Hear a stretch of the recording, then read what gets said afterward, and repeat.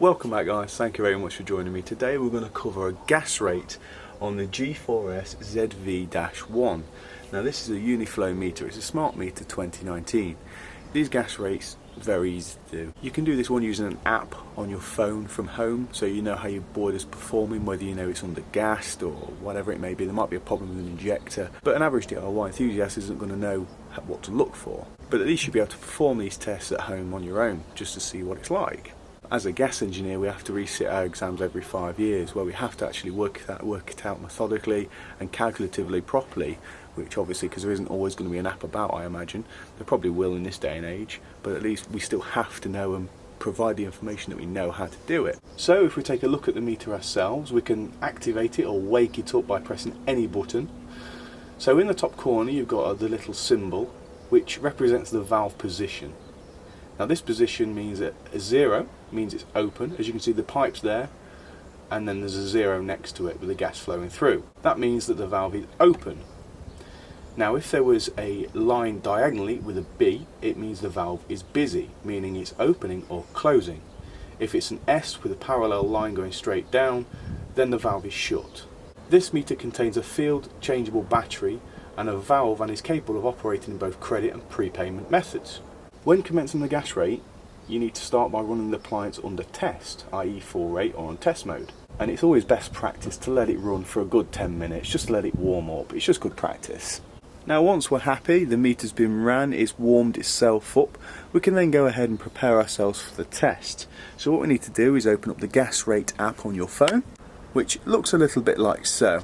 Now you need to switch it to the metric setting, and you type in the first reading, index reading, in that section there, and then you hit start for 120 seconds or 2 minutes. After the 120 seconds, that start turns to a stop. You hit the stop. Then you hit wake up on the meter and you record the reading in that section there, and you hit calculate. So let's go ahead and do that now. So we begin by waking up the meter and typing in the first digits there, 005 07.278, and start. Now we do this for 120 seconds or 2 minutes. Then what we're going to do, we must let the screen go blank as it has done, because then it will reset the index. It resets every 10 seconds anyway, but we must let it go to sleep and then wake it up after the 120 seconds and record what we find. So we're coming up to the 120. Now we hit the stop at 120. It doesn't have to be bang on, just thereabouts, and then we hit wake or A on the meter itself and then take the reading that it says. So there we go, stop, 005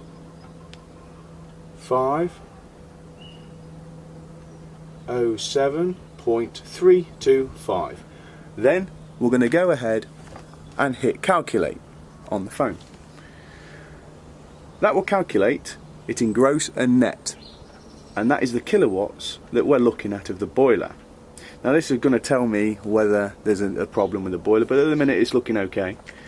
And we can hit detail results to find out the calorific values, selected meter, and the test time that we've performed.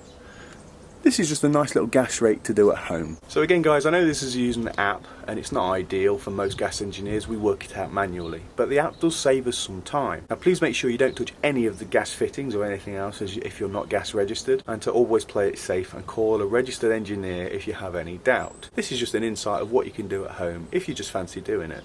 And if you take those readings, what we've found are the figures what I was taught of -10% and +5% of below and above, then you should be in the recommended tolerances for the boiler.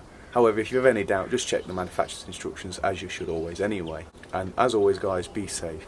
So thank you very much for watching guys, hope this has helped. Make sure you give me a thumbs up, hit the subscribe, and I'll see you on the next video.